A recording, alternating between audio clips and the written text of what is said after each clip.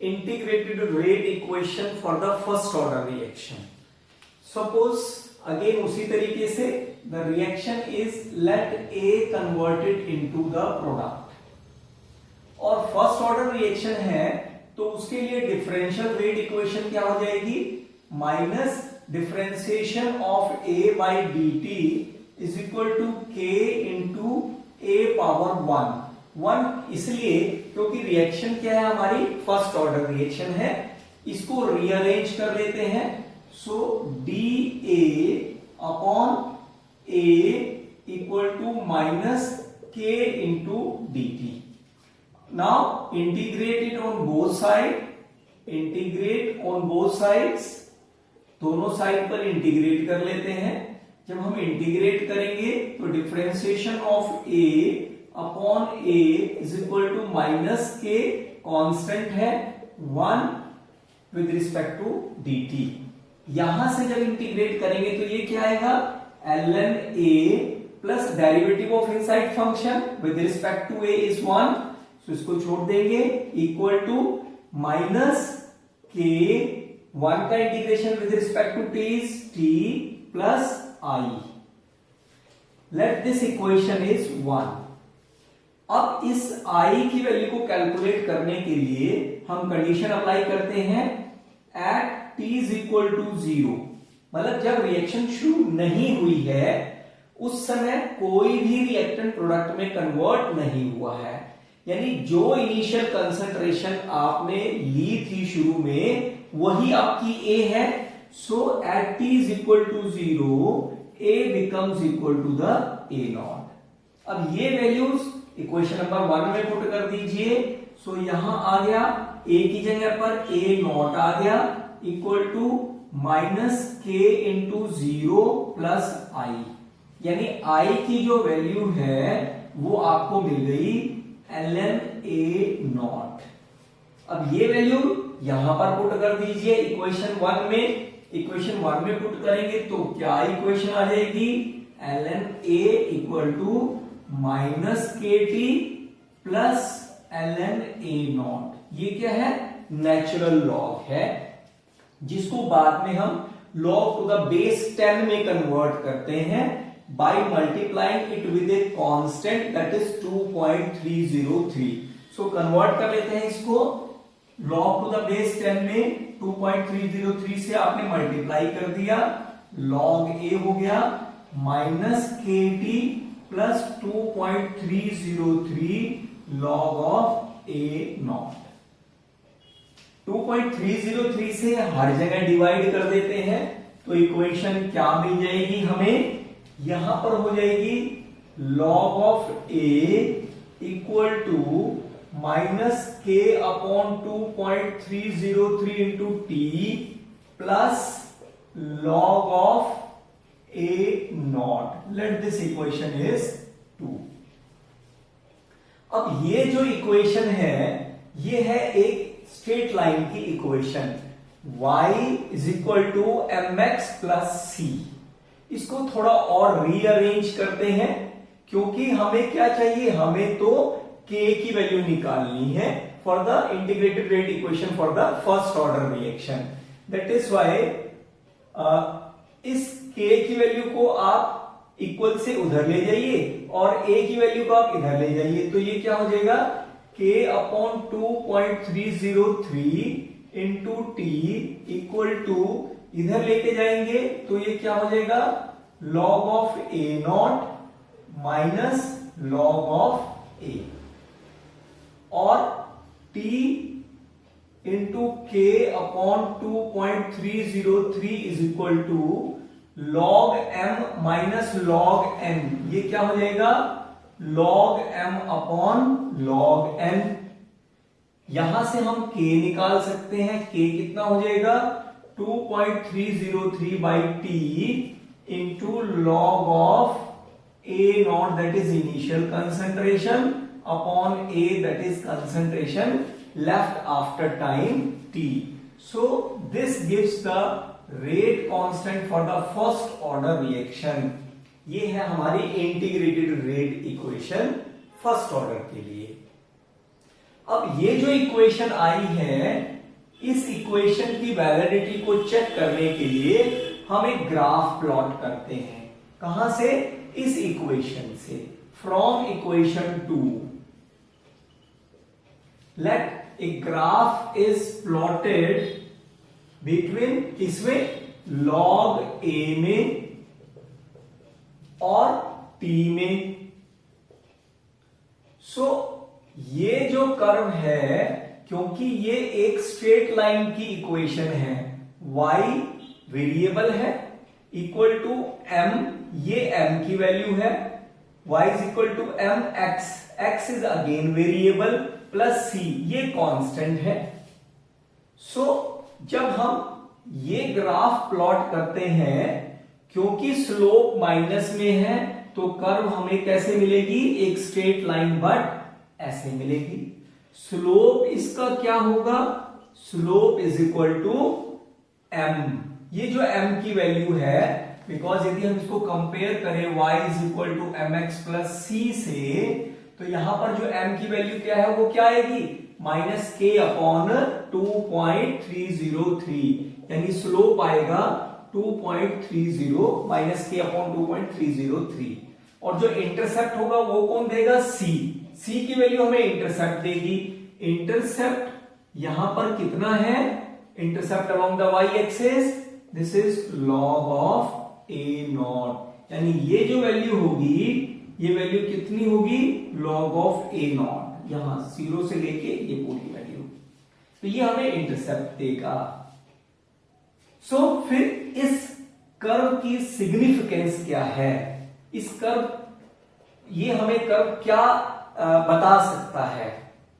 यदि हम इस तरीके से ग्राफ प्लॉट कर लें ग्राफ पेपर पर, और वहां से हम स्लोप नोट डाउन करें, स्लोप निकाल लें, उस स्लोप की वैल्यू को यदि हम यहां रख दें, तो वो हमें क्या देगा?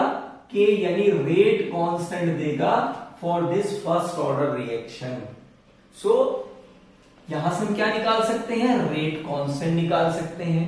और यदि हम इस कर्व से यहां से intercept along the y axis निकाल लें, उसकी वैल्यू को यहां रख दें और फिर उसका एंटीलॉग ले लें, तो वो हमें क्या देगा? Initial concentration of this first order reaction. ये रिएक्शन हम किस इनिशियल कंसंट्रेशन को लेकर चले थे, तो वो हमें ये इसकी वैल्यू भी देगा। तो ये क्या हुई? इस कर्व की सिग्निफिकेंस हुई। अब हम देखते हैं कि इस फर्स्ट ऑर्डर रिएक्शन के लिए हाफ लाइफ पीरियड क्या होता है। यदि हमें रिएक्शन को एक्सपोनेंशियल फॉर्म में कन्वर्ट करना हो, तो एक्सपोनेंशियल फॉर्म देख लेते हैं। एक्सपोनेंशियल फॉर्म में कैसे लिखेंगे इसको? फर्स्ट ऑर्डर रिएक्शन को इंटीग्रेटेड रेट इक्वेशन की इस रिएक्शन को लेके चलते हैं। ln a equal to minus k t plus ln a not, ये इक्वेशन लिख लेते हैं। इसको इक्वल से हम इधर ले आते हैं, दैट इज के टी इक्वल टू, इसको इक्वल से उधर लेके जाते हैं ln a not minus ln a, ये हम लिख लेते हैं। सो हमें पता है log m minus log n क्या होता है? log of m upon log of n। और जब यहां से log हमने हटाना है, तो हम क्या करेंगे? इसको एक्सपोनेंशियल फॉर्म में कन्वर्ट कर देंगे, यानी this will give e raise to power kt equal to a not upon a। अब क्योंकि हमें क्या निकालना है? a निकालना है, सो यहां से आप a को इधर ले जाइए और ये डिवाइड हो जाएगा a not upon e raise to power kt, और a equal to e raise to power minus kt into a not. ये हमें क्या देगा? एक्सपोनेंशियल फॉर्म देगा फर्स्ट ऑर्डर रिएक्शन के लिए। जितनी भी नेचुरल एग्जांपल्स यदि हम बात करें इनकी, नेचुरल एंड आर्टिफिशियल जो रेडियो एक्टिव डीके होता है, radioactive decay of unstable nuclei that will follow the first order kinetics। वो फर्स्ट ऑर्डर रिएक्शन के अकॉर्डिंगली होती हैं। जितनी भी नेचुरल या आर्टिफिशियल रेडियो एक्टिव डीके है किसी भी अनस्टेबल न्यूक्लियाई का, वो फर्स्ट ऑर्डर काइनेटिक्स को फॉलो करती हैं। इसी तरीके से नाइट्रोजन पेंटॉक्साइड का डिकम्पोजिशन एंड नाइट्रस ऑक्साइड का डिकम्पोजिशन, ये भी फर्स्ट ऑर्डर काइनेटिक्स को फॉलो करती हैं। आइए अब देखते हैं half life period for the first order reaction. First order के लिए हाफ लाइफ पीरियड हमें पता है, हाफ लाइफ पीरियड होता है the time during which half of the substance has reacted. हमें अभी हमने निकाला था कि T is equal to 2.303 by k into log of initial concentration by a for the first order reaction. So half life period time पर, मतलब जब T half होता है उस समय half of the reactants gets converted into product, यानी जो left behind है वो इनिशियल का हाफ रह जाएंगे। लेफ्ट बिहाइंड क्या है, ए है, ये इनिशियल का हाफ रह गए। अब ये वैल्यूज यहां पुट कर दीजिए। So t half is equal to 2.303 by k into log of a not upon a की जगह पर हमने क्या रख दिया, ए नॉट अपॉन 2। तो ये वैल्यू आ गई 2.303 बाई के इंटू लॉग 2, और लॉग 2 हमें पता है कितना होता है 0.3010। इसको मल्टीप्लाई करेंगे तो टी हाफ ये कितना आ जाएगा 0.693 बाई के। ये टी हाफ आ गया हमारा फर्स्ट ऑर्डर रिएक्शंस के लिए। तो यहां से क्लियर है, for first order reactions the half life is independent on the concentration, initial concentration of the reactants, यानी reactants के इनिशियल कंसंट्रेशन पर फर्स्ट ऑर्डर रिएक्शन का हाफ लाइफ पीरियड डिपेंड नहीं करता है। यदि हम एक जर्नल एक एक्सप्रेशन निकालें किसके लिए, हाफ लाइफ पीरियड के लिए, हमें पता है फॉर जीरो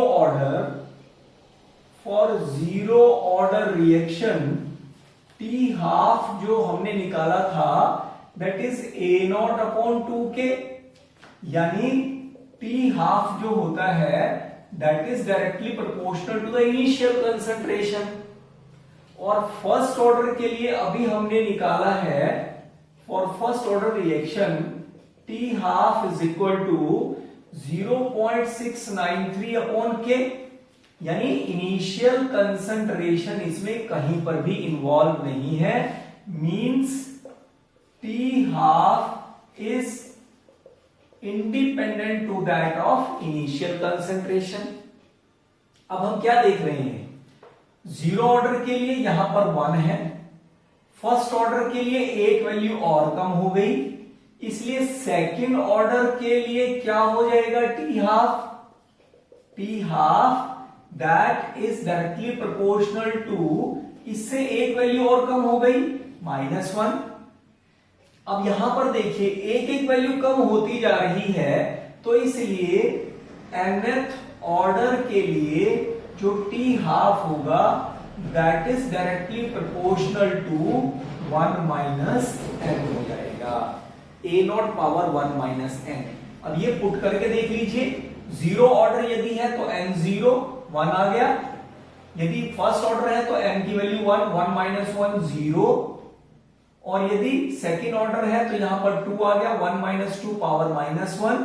सो इसका मतलब nth ऑर्डर के लिए जो टी हाफ होगा वो हमारा या तो आप ऐसे लिखें या इसको आप लिखेंगे directly proportional to 1 upon a naught, इसको माइनस में लीजिए पावर n-1। यहीं से कई बार हमें न्यूमेरिकल्स के रूप में बहुत छोटे छोटे से क्वेश्चंस पूछ लिए जाते हैं। Suppose amount of the substance left after n half lifes, हमें हाफ लाइफ्स दी होंगी, हमें बताना होगा कि इतने हाफ लाइफ के बाद कितना amount of the substance left behind है। सो हम बात करेंगे amount of substance left behind after n half lifes, n half lifes के बाद कितना amount of the substance left behind होगा। अब देख लीजिए, suppose amount of the substance left behind यदि हमें निकालना हो फर्स्ट हाफ लाइफ के बाद कितना amount of the substance left behind होता है, ए नॉट इनिशियल का हाफ। अब जब इनिशियल कंसंट्रेशन हमने ए नॉट ली फर्स्ट हाफ लाइफ के बाद हमारे पास ये सब्सटेंस लेफ्ट बिहाइंड हो गया, यानी इतना ही सब्सटेंस हमें मिल गया, बच गया। अब सेकेंड टाइम के लिए now this concentration will becomes as the initial concentration. So second half life के बाद, सेकेंड हाफ लाइफ के टाइम पर ये अब इनिशियल कंसंट्रेशन का काम करेगा। सेकेंड हाफ लाइफ के बाद इसका हाफ लेफ्ट बिहाइंड हो जाएगा, यानी 1/2 that of a not upon 2, यानी a not upon 2 square. Third half life के बाद अब ये इनिशियल कंसंट्रेशन है, इसका हाफ यानी 1/2 into A not upon 2 power 2 that is A not upon 2 power 3। Second के बाद यहां पर ए नॉट अपॉन 2 पावर 2, थर्ड के बाद ए नॉट अपॉन 2 पावर 3। सो इसलिए n हाफ लाइफ्स के बाद कितना सब्सटेंस लेफ्ट बिहाइंड होगा, ए नॉट अपॉन 2 पावर n, इतना सब्सटेंस लेफ्ट बिहाइंड होगा।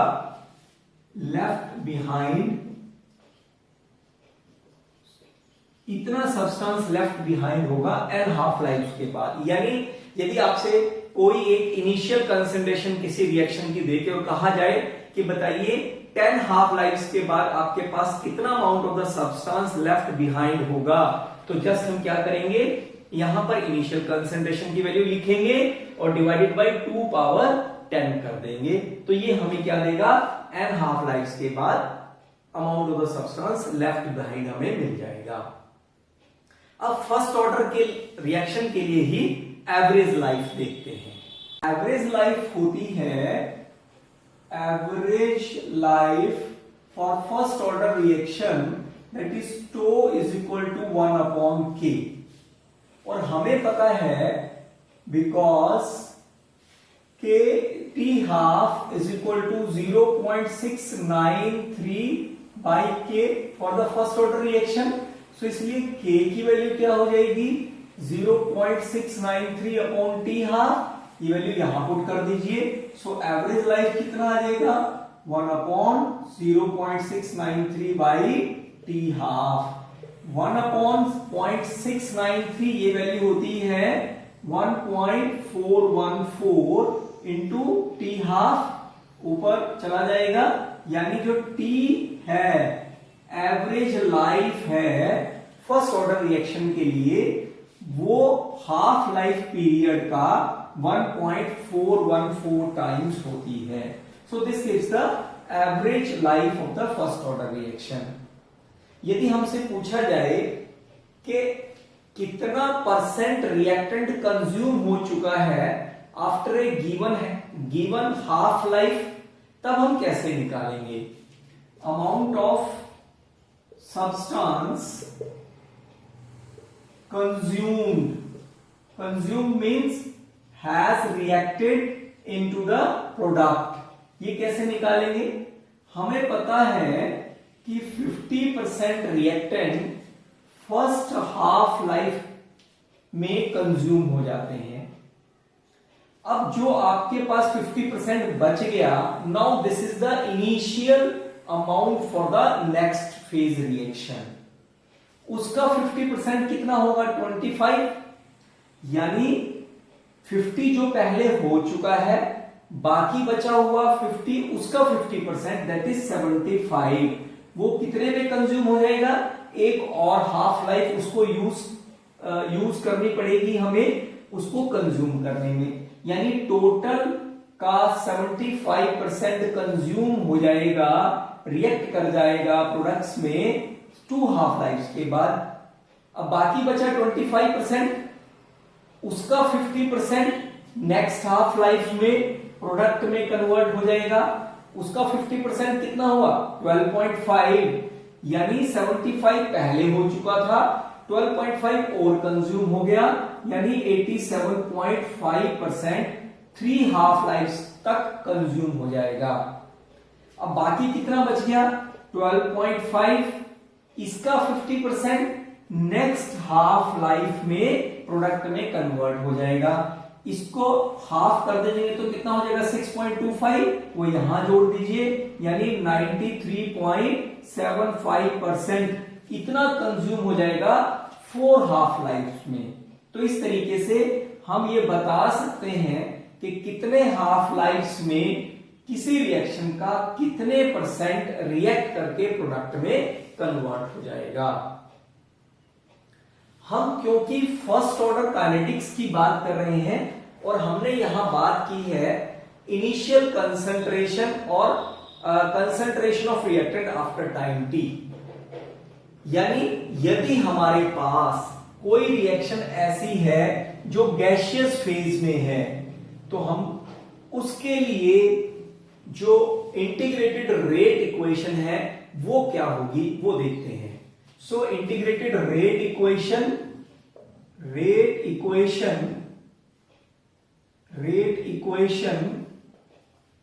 For gaseous phase of reactants and products।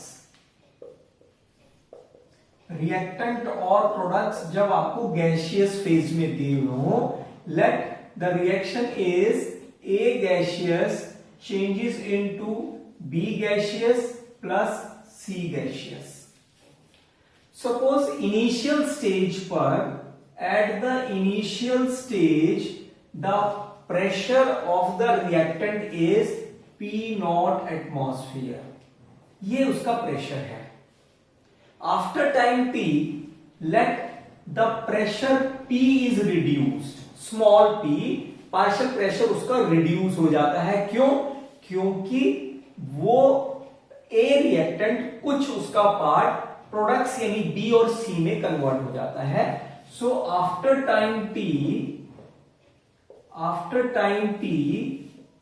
P atmosphere pressure कम हो गया तो लेफ्ट बिहाइंड कितना हो गया? P0 minus P atmosphere. जितना यहां प्रेशर कम हुआ है उतना ही प्रेशर आपको किसका मिल जाएगा? प्रोडक्ट्स का मिल जाएगा।